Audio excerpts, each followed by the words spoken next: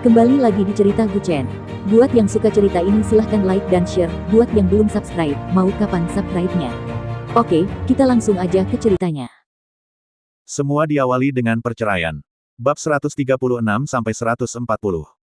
Begitu kata-kata ini keluar, pemuda berkepala jengger itu segera menahan senyumnya yang semarak. Kamu adalah Macan Tutul. Tuan Macan Tutul. Ya, kata Zhang Bao dengan marah. Melihat postur tubuhnya, dan aura pemuda dengan kepala ayam berbulu merah memudar setengah segera. Meskipun Zhang Bao tidak termasuk dalam grup ini, reputasinya telah menyebar.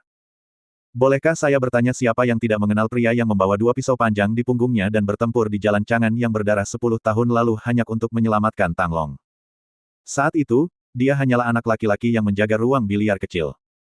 Ketika kakak laki-lakinya dikepung dan ingin melarikan diri dengan panik, dia benar-benar bergegas ke jalan Chang'an dengan dua pisau semangka di punggungnya. Saat itu hukum dan ketertiban belum seperti sekarang, dan beberapa pasukan kecil sering berkelahi dan berperang.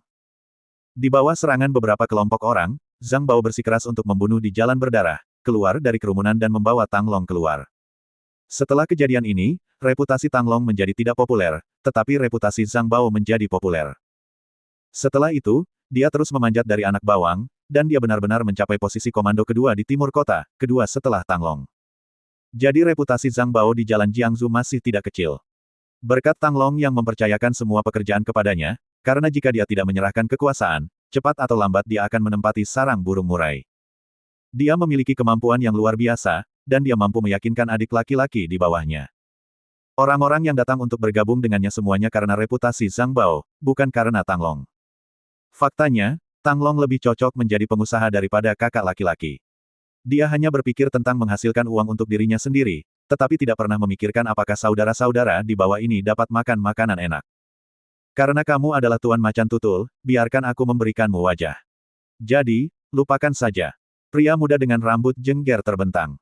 Tangan tersenyum pahit. Karena Anda tahu Anda tidak mampu menyinggung, lebih baik mundur. Tapi Zhang Bao tidak ingin melepas begitu saja, Gu Chen mengawasi dari belakang, dia juga ingin pamer. Plak. Zhang Bao menamparnya tanpa ragu, siapa kamu memberiku wajah? Apakah kamu bawahan Scarface? Lalu panggil dia. Panggil tuan kamu, dan kamu bukan apa-apa jika kamu tidak memanggilnya. Plak, plak. Dengan dua tamparan berturut-turut, pemuda yang ditamparnya langsung melihat bintang. Melihat situasi ini, seorang adik laki-laki di sebelahnya dengan cepat dan cerdik memutar nomor telepon kakak laki-lakinya. Saat aku keluar untuk main-main, kamu masih memakai celana bayi. Zhang Bao menjentikkan jarinya dengan tangannya dan berkata dengan marah. Pria muda yang kesakitan itu segera berteriak, apa yang kamu lakukan? Ayolah. Semua orang saling memandang, siap menggunakan pipa baja pada saat ini. 6 atau 7 mobil melesat di persimpangan 3/3, semuanya Audi A4L, tidak terlalu mahal, mobil dengan harga lebih dari 300.000 yuan, tetapi 6 mobil muncul dengan rapi sekaligus, sepertinya mereka memaksa kakak di belakang mereka keluar. Tak lama kemudian, 6 mobil berhenti di persimpangan ini satu demi satu, dan para penonton melihat semakin banyak orang yang datang, dan tidak ada yang berani mendekatinya lagi. Begitu pintu Audi terdepan terbuka, seorang pria parubaya dengan kepala botak turun darinya, wajahnya penuh minyak, dan dia terlihat sangat kaya. Pintu mobil Audi di belakang juga dibuka satu demi satu. Selusin pria berjas hitam berjalan turun. Dilihat dari postur berjalan, terlihat jelas dia adalah Lian Jiazi. Kakak. Pemuda berkepala ayam yang wajahnya sedikit bengkak akibat pemukulan itu tidak bisa menahan diri untuk tidak berseru ketika melihat orang itu datang. Pria botak dengan perut buncit berkata dengan marah, aku akan membesarkanmu dengan sia-sia. Berjalan ke sini. Tuan Bao, apakah Anda punya saran di sisi di Westlake Road saya? Adik laki-laki ini bodoh, jangan ambil hati jika Anda adalah kakak laki-laki. Pria botak itu berkata dengan senyum sinis. Meski terlihat menyanjung, tapi di dalam hatinya dia sama sekali tidak menyukai Zhang Bao. Demikian pula, Zhang Bao juga memandang rendah pria ini, Scarface. Beri pelajaran adik laki-laki kamu yang tidak masuk akal. Aku menangkapnya curang dan menipu di jalan, dan aku memberi adik laki-lakimu pelajaran yang sangat cepat, tapi mereka segera datang kembali dengan tongkat baja. Bawa dan pukul pergelangan tangan mereka dengan tongkat baja di depan semua orang. Ah! Ah! Setelah tangan beberapa orang patah, mereka langsung disingkirkan oleh orang lain. Tuan Macan Tutul, apakah kamu puas sekarang? Secara pribadi saya akan meminta maaf kepada Anda. Saya menghargai itu, jangan khawatir. Tidak akan lama sebelum kita bertemu lagi. Zhang Bao melambaikan tangannya dan berkata dengan suara dingin. Kalau begitu aku akan menunggu. Mata kedua belah pihak penuh dengan niat membunuh yang belum pernah terjadi sebelumnya. Mereka selalu menjadi saingan, dan dapat dikatakan bahwa mereka berdua ingin memakan wilayah masing-masing, tetapi tidak satu pun dari mereka yang berhasil mencapai langkah terakhir. Hanya saja saudara-saudara muda di kedua sisi tersandung perkelahian kecil dari waktu ke waktu. Tidak ada orang yang kuat untuk mengelola dunia bawah tanah Jiangsu, dan mereka semua adalah kekuatan kelompok kecil, jadi Anda akan melihat bahwa di beberapa tempat, para gangster tidak berani menimbulkan masalah di luar, tapi di beberapa tempat, gangster itu sangat istimewa, sombong, sering membuat onar. Hanya saja tidak ada peraturan yang seragam. Entah siapa yang memanggil polisi, tetapi sepeda motor patroli datang dari kejauhan. Melihat begitu banyak orang berkumpul di sekitar, polisi yang berkendara ke sini berhenti. Apakah terjadi sesuatu? Saya mendengar bahwa Anda membuat masalah. Polisi itu melirik Scarface dan Zhang Bao dan berkata dengan suara yang dalam, bicaralah. Tidak ada apa-apa, adik laki-lakiku melakukan kenakalan di sini, dan sudah ditangani. Scarface berkata dengan sedikit senyum. Kukatakan pada kalian berdua untuk mengikutiku ke kantor polisi untuk membuat laporan. Polisi itu mengeluarkan suara rendah, berbalik dan duduk di atas sepeda motor. Scarface memelototi anak laki-laki di sebelahnya, kenapa kamu berdiri di sana, pergi. Setelah itu, dua adik laki-laki naik, mengikuti mobil polisi dan pergi. Tuan Bao, jika tidak ada yang lain, saya pergi dulu. Scarface melambaikan tangannya dan tersenyum ringan. Zhang Bao juga mengangguk, kembalilah dan urus bawahanmu. Jika aku menemui hal seperti itu lagi, aku sendiri yang akan menghajarnya. Hehehe, Tuan Bao.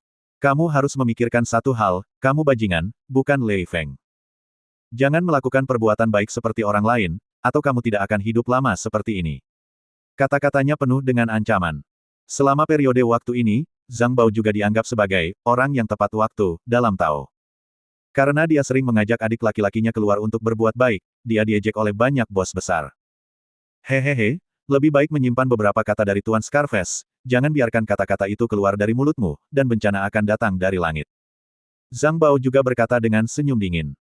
Keduanya saling memandang selama beberapa detik, Scarface tidak bersuara, hanya mendengus dingin, lalu berbalik dan pergi bersama sekelompok adik laki-laki.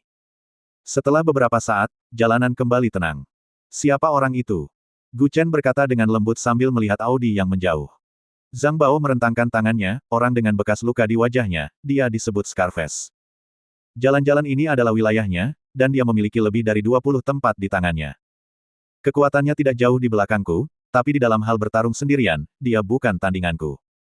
Sekarang adalah masyarakat yang diatur oleh hukum. Gu Chen menepuk bahunya dan sedikit tersenyum, kamu tidak harus selalu tersenyum dan menggunakan tinjumu, kamu harus untuk menggunakan otakmu.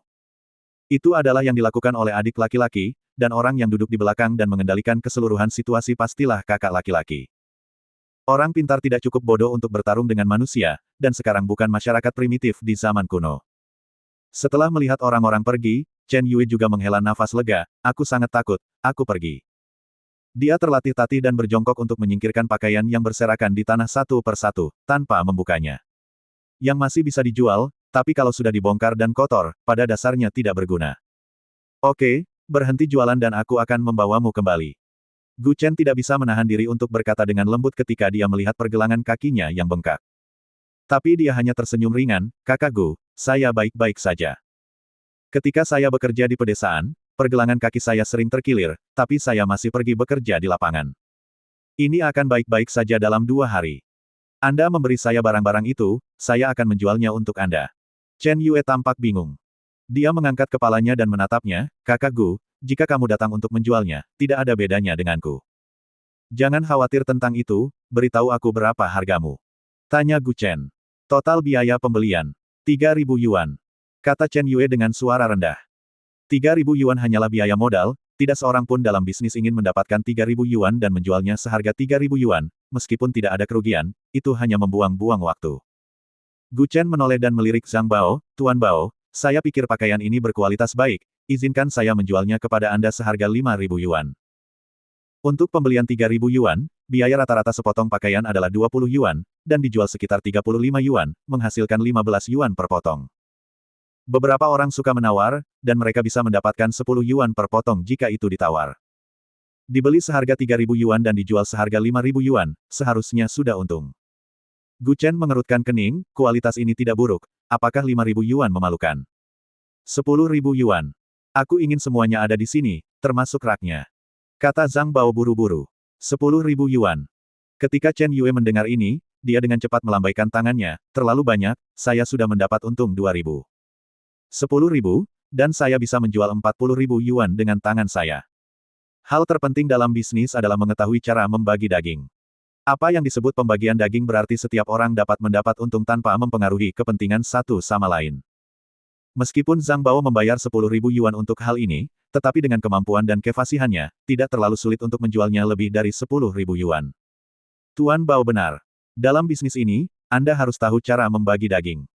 Jika Anda mendapat sedikit, Anda harus membiarkan dia mendapat sedikit. Saya pikir 10.000 adalah harga yang wajar. Gu Chen mengangguk sedikit di sampingnya. Serahkan kekacauan ini kepada Zhang Bao, dan tinggalkan nomor telepon Chen Yue untuknya, dan minta dia untuk menemukannya di komunitas setelah dia menyelesaikannya. Kemudian Gu Chen memimpin Chen Yue yang pincang menuju tempat mereka makan barbeque. Kamu tunggu dulu, aku akan mengambil sepedanya. Gu Chen berkata dengan lembut sambil duduk di kursi di pinggir jalan. Chen Yue mengangguk dengan lesung pipi di kedua sisi, terima kasih, kakak Gu. Tidak lama, Gu Chen dengan sepeda listriknya tiba. Ayo naik. Dia menepuk kursi belakang dan berkata, oke. Chen Yue memeluknya erat-erat dari belakang ketika dia duduk di belakang sepeda. Dibandingkan dengan mengendarai mobil kecil, Gu Chen lebih suka menggunakan sepeda listrik jenis ini. Kamu tidak keberatan menggunakan sepeda ini setiap saat. Kata Gu Chen sambil bergerak maju dan tersenyum kecut. Karena kursi sepeda ini sangat kecil, agak dibuat-buat untuk duduk dua orang, jadi Chen Yue hanya bisa duduk di belakang dan memeluk Gu Chen dengan erat. Dibandingkan dengan Audi atau BMW itu, aku masih lebih suka berkendara sepeda bersamamu. Chen Yue menyandarkan kepalanya di punggungnya dan berkata dengan lembut. Suaranya sangat rendah sehingga Gu Chen tidak bisa mendengarnya dengan jelas, jadi dia tidak bisa menahan diri untuk tidak bertanya dengan tatapan bingung, apa yang kamu katakan? Tidak ada, ayo pergi. Di kios pasar malam di kejauhan, Zhang Bao berjongkok untuk mengepak pakaian yang berserakan, menyaksikan kedua orang itu pergi, dan tersenyum tak berdaya. Hei, senang menjadi muda, ah. Zhang Bao menggelengkan kepalanya dan tersenyum kecut. Di kota tua di pinggiran Jiangsu. Gu Chen mengendarai skuter listrik ke gerbang komunitas tua ini, dan dia menemukan bahwa para perusuh yang dia lihat terakhir kali masih berjongkok di seberangnya. Melihat orang-orang ini, Chen Yue dengan cepat berkata, kakak Gu, ayo pergi. Ada apa? Dia sedikit bingung. Ketika orang-orang ini melihat Chen Yue, mereka semua membuang rokok di tangan mereka dan berjalan menuju sisi ini. Yo, kemarin kamu bilang ingin mencari pacarmu untuk datang dan memberi kita pelajaran, dan kamu benar-benar membawanya hari ini. Sebenarnya, kamu tidak perlu meminta bantuan pacarmu ketika kamu kesepian, kita saudara-saudara bisa bantu kamu juga. Pemuda berkaos itu tertawa terbahak-bahak. Karena Chen Yue keluar untuk mendirikan warung pinggir jalan setiap malam dan baru kembali ketika jam 11 atau 12 malam, sekelompok orang ini selalu menunggu di depan pintu untuk menggodanya ketika mereka melihat bahwa dia cantik. Dia bahkan membuat keributan beberapa kali, jika dia tidak terlihat oleh polisi yang bertugas berpatroli di dekatnya, dia tidak tahu apa yang akan terjadi. Selain itu, sekelompok orang ini juga tahu di gedung mana dia tinggal, dan mereka akan mengetuk pintu pada malam hari ketika mereka tidak melakukan apa-apa. Chen Yue sangat ketakutan sehingga dia ingin menelepon polisi beberapa kali, tetapi ketukan itu berhenti setelahnya. Tadi malam, ketika sekelompok orang ini mengikuti rumahnya lagi, Chen Yue memberitahu mereka secara langsung bahwa dia punya pacar, dan jika mereka mengikutinya, pacarnya akan bersikap kasar kepada mereka. Pada akhirnya, sekelompok orang ini juga mengatakan bahwa mereka menunggu di sini malam ini, tetapi mereka tidak menyangka pacarnya akan ada di sana. Aku bahkan tidak bisa melihat bocah kecil itu, kenapa kamu tidak mengubahnya, aku akan menjadi pacarmu. Seorang pria bertopi runcing berkata sambil menyeringai. Bang! Begitu kata-kata itu jatuh, pemuda bertopi runcing itu terbang menuju tempat sampah sejauh 3 meter seperti layang-layang dengan tali putus, dan langsung terbang ke dalamnya. Apakah tidak masalah sekarang? Gu Chen sedikit tersenyum dengan sudut 45 derajat di mulutnya. Satu tendangan membuat orang terbang beberapa meter jauhnya, dan senyuman di wajah beberapa orang yang tersisa langsung membeku. Nak, apakah kamu tahu siapa yang kamu pukul? Itu adalah saudara Qiang, master di daerah ini. Seorang anak laki-laki pendek menatap Gu Chen dengan gemetar dan berkata. Gu Chen sudah lebih tinggi, setidaknya setengah kepala lebih tinggi dari orang ini, berjalan ke arahnya, dan menepuk pundaknya dengan tangannya, beberapa jalan di tenggara, barat laut, dan ada yang berani disebut master di sini. Saat Gu Chen menepuk, pemuda yang agak pendek itu merasakan beban 1000 pound di pundaknya, menekuk kakinya dan jatuh berlutut di tanah dengan suara plop. Kak, kami dari sekolah sebelah. Kami bukan bajingan. Biarkan kami pergi. Pemuda pendek itu merintih kesakitan. Jangan meremehkan tepukan Gu Chen, sepertinya tepukan sederhana, tetapi beratnya ratusan kati. Tersesat. Lain kali jika kamu berani main-main, aku akan menghancurkanmu. Gu Chen memandang orang-orang ini dan berkata dengan marah. Ya, ya, ya. Kami akan keluar dari sini sekarang juga. Segera keluar dari sini. Ketika kedua bajingan itu mendengar kata-kata Gu Chen, mereka dengan cepat berbalik dan melarikan diri. Pemuda yang ditendang ke tempat sampah, melihat temannya lari, dia segera panik, "Hei! Tolong aku." Tetapi beberapa orang itu tidak repot-repot kembali untuk membantunya, berlari ke depan dengan putus asa. Melihat pemandangan ini, Gu Chen mau tidak mau menggelengkan kepalanya tanpa daya. Ini mungkin berarti sebuah pohon tumbang dan monyet-monyet berhamburan, dan tembok itu runtuh dan semua orang mendorongnya. Ayo, kamu pergi perlahan. Gu Chen menatap pemuda itu dan berkata dengan sedikit senyum. Kemudian dia mengikuti Chen Yue dan masuk ke komunitas. Kakak Gu. Pada saat ini, Chen Yue memanggilnya tiba-tiba, dan Gu Chen menoleh dan meliriknya, "Ada apa?" Kata Chen Yue dengan wajah khawatir. Baru saja, Gu Chen menendang orang beberapa meter jauhnya. Bagaimana orang saat ini bisa melawan kekuatan ini? Jika sesuatu terjadi, mereka pasti akan dimintai pertanggungjawaban. Jangan khawatir, saya menggunakan lebih banyak kekuatan belum tentu menyebabkan lebih banyak kerusakan, saya jamin dia akan tetap hidup dan sehat di masa depan. Gu Chen mengangkat bahu dan tersenyum ringan. Mendengar ini, Chen Yue tidak bisa menahan nafas lega, bagus.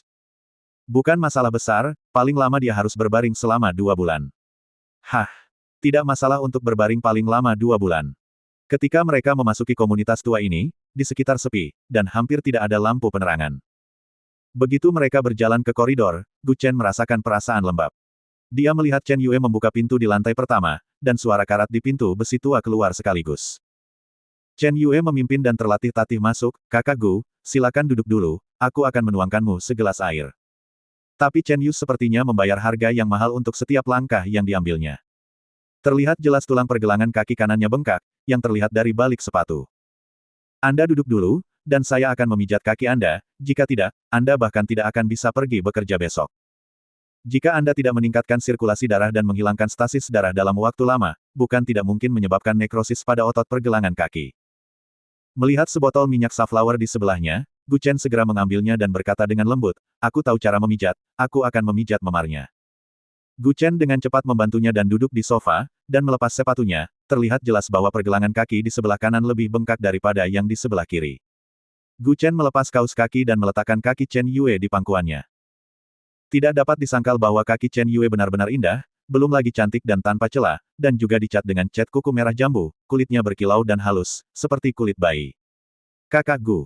Mungkin melihat Gu Chen menatap kakinya, dia tidak bisa menahan diri untuk tidak berbisik. Gu Chen segera bereaksi, menggaruk kepalanya dan tersenyum kecut, "Maaf. Aku sedikit tidak sopan barusan." "Tidak masalah." Chen Yue menundukkan kepalanya, berkata dengan malu-malu. Gu Chen meneteskan minyak safflower di pergelangan kakinya, dan tepat ketika dia akan mengaktifkan sirkulasi darah dan menghilangkan stasis darah, tubuh Chen Yue gemetar karena terkejut, dan dia tanpa sadar menarik kakinya. "Tenang saja. Pijat pergelangan kaki itu sangat khusus.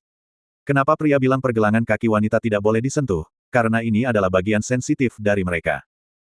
Namun, Gu Chen telah menghindari titik akupuntur sensitif itu sebanyak mungkin, merangsang titik akupuntur 3 kali dengan jarum perak, dan bekerja dengan teknik pemijatannya sendiri untuk menyelesaikan sirkulasi darah dan menghilangkan stasis darah. Tapi setiap kali dia menggosok pergelangan kaki Chen Yue dengan tangannya, dia bisa mendengar suara terengah-engah. Aku agak panas." Gu Chen mengangkat kepalanya dan melihat bahwa dia berkeringat deras, menatapnya dengan mata kabur. "Ini akan segera baik-baik saja, tunggu saja sampai aku mencabut jarum peraknya," katanya dengan senyum masam.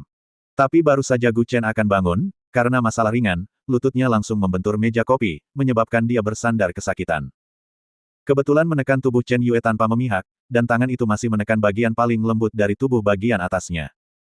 Hanya ada jarak kurang dari 3 cm di antara bibir mereka, dan pada saat ini dia bahkan bisa mendengar detak jantung Chen Yue. Tapi baginya, saat ini, dia adalah model yang bisa diadopsi oleh raja. Brak! Pintu segera dibuka, dan Zhang Bao masuk dari luar pintu. "Tuan Gu, saya sudah mengumpulkan semuanya di sana." Tetapi ketika Zhang Bao memasuki pintu dan melihat pemandangan di sofa, dia segera menutupi matanya dengan tangannya, Saya tidak melihat apapun, Anda bisa melanjutkan." Setelah selesai berbicara, pria itu berjalan keluar, tetapi detik berikutnya dia bersandar di pintu sambil menyeringai dan berkata, "Tuan Gu." Apakah Anda ingin saya membeli sesuatu untukmu? Apa? Kondom. Keluar. Detik berikutnya, sebuah sepatu terbang keluar.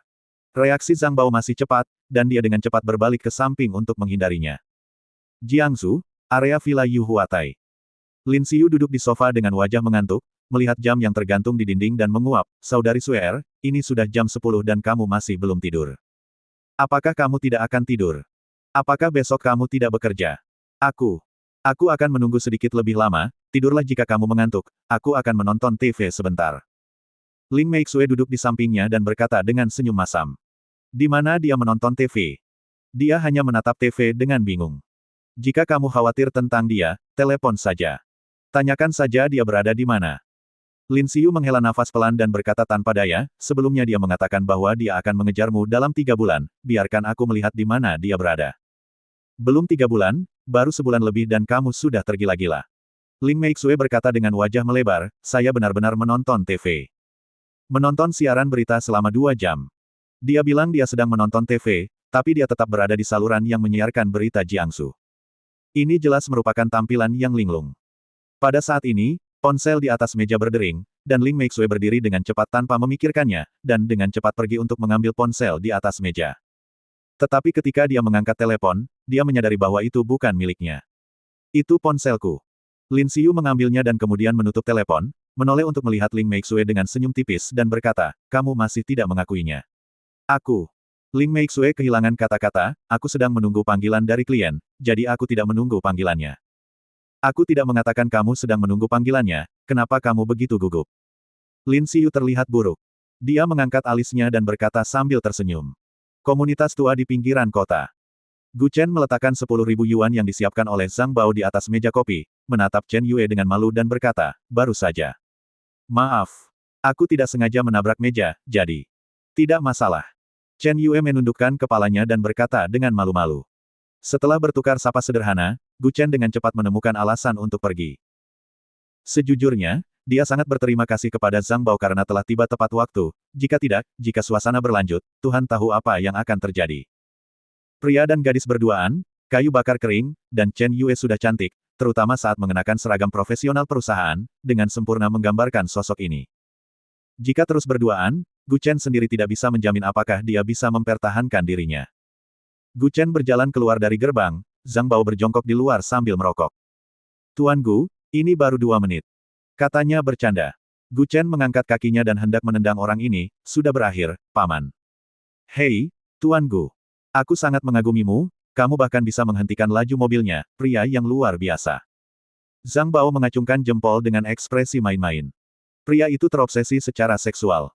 Tidak mungkin untuk mengatakan bahwa Gu Chen tidak baik, yang tidak menyukai wanita cantik. Hanya saja dia tidak ingin melibatkan Chen Yue dalam hidupnya. Hidup ini ditakdirkan untuk naik dan turun, Jiangsu mungkin hanya menjadi batu loncatan untuk hidupnya, bahkan Gu Chen tidak tahu bagaimana mengambil langkah selanjutnya. Jadi dia ditakdirkan untuk tidak bisa memberi Chen Yue kehidupan normal, berapa lama dia bisa hidup dengan kehidupan ini, bahkan Gu Chen sendiri merasa itu tidak diketahui. Lagi pula, dia punya 5 tunangan, jika dia menambahkan beberapa lagi, bukankah itu akan membunuhnya? Jam 12 malam. Gu Chen telah kembali ke villa saat ini, dia membuka pintu dan masuk dari luar sambil bersiul. Begitu dia memasuki pintu, dia melihat sosok duduk di sofa dan duduk. Siapa? Seru Gu Chen waspada. Saat ini, Ling Meixue berbisik, ini aku. Kenapa kamu baru kembali? Apakah kamu menungguku? Ling Meixue berdiri dan memelototinya, aku. Aku hanya menonton TV dan tidur di sini. Pada saat ini, pintu ke lantai 2 dibuka, dan Lin Xiu berjalan ke pagar dan menguap, Saudari Suer, kamu masih menunggunya, aku sudah tertidur selama 1 jam. Kamu mengantuk, kenapa kamu tidak tidur lebih awal? Mendengar ini, wajah cantik Ling Meixue langsung memerah, sungguh bantuan yang saleh. Hehehe. Gu Chen tersenyum bangga. Mendengar suara Gu Chen, Lin Xiu langsung tahu bahwa dia telah mengatakan sesuatu yang salah, dan kemudian dengan cepat berkata, kamu bajingan. Hanya bermain-main sampai tengah malam, apakah kamu tahu bahwa masih ada seseorang yang menunggumu di rumah? Oke, ayo tidur. Ling Meixue memandangnya dengan acuh tak acuh dan berkata. Selama ini, ada banyak pria di sekitarnya, tetapi tidak pernah ada pria yang bisa membuat Ling Meixue menatapnya lebih dari 3 detik, dan tidak ada yang bisa membuatnya khawatir tentang keuntungan dan kerugian. Tapi pria ini bisa melakukannya. Beberapa waktu sebelum dia kembali, Ling Meixue bahkan membayangkan semua yang bisa terjadi antara dia dan wanita lain. Sangat tidak nyaman untuk khawatir tentang keuntungan dan kerugian dan merasa tidak aman. Bahkan dia masih berpikir, apakah Gu Chen ini pergi ke Illinois? Menolaknya di depan umum pada siang hari, dan berhubungan kembali dengannya di malam hari. Ling Meixue menggosok pelipisnya, dia mengutuk dalam hati, bajingan ini benar-benar bisa membuatnya gelisah sepanjang malam. Oke, ayo tidur. Gu Chen berkata dengan seringai di wajahnya. Tapi Ling Meixue menoleh dan melihat pria ini mengikuti di belakangnya, jadi dia tidak bisa menahan diri untuk berkata dengan marah, kembali ke kamarmu sendiri dan tidur. Keesokan harinya, pagi-pagi sekali. Gu Chen masih datang ke perusahaan dengan sepeda listriknya, dan begitu dia memasuki pintu, dia melihat Wang Hu dan yang lainnya menggumamkan sesuatu di sekitar kotak berinsulasi. Apa yang kamu lakukan satu persatu? Siapa yang membawa sup? Dia melihat ke kotak makan siang di atas meja dan tidak bisa menahan diri untuk bertanya. Melihat Gu Chen masuk, Wang Hu terbatuk ringan sambil menyeringai. Dia berkata, "Hei, Nona Chen yang mengirimkannya." Dia mengirimkannya pagi-pagi ketika perusahaan baru dibuka. Kotaknya diisolasi, jadi tidak akan dingin bahkan di siang hari. Gu Chen membuka tutupnya dengan ekspresi bingung, dan semua orang berkumpul bersama. Pinggang babi, wolfberry, dan sup lengkeng. Brengsek, tonik yang enak. Wang Hu tidak bisa menahan diri untuk tidak berseru. Supnya masih mengepul, dan sepertinya baru saja dituangkan ke dalam kotak yang disekat dari panci. Datang pagi-pagi bawa sop penguat ginjal, maksudnya apa? Saat ini, semua orang memandang Gu Chen dengan pakaian aneh. Brengsek. Apakah kamu curiga aku punya kekurangan ginjal? Gu Chen memandang kerumunan dan berkata dengan marah. Wang Hu menyeringai buruk, Kakak Chen, kami tidak peduli apakah Anda kekurangan ginjal atau tidak, pria mana yang tidak kekurangan ginjal sekarang. Saya lebih penasaran, apa yang terjadi dengan Anda dan Nona Chen tadi malam?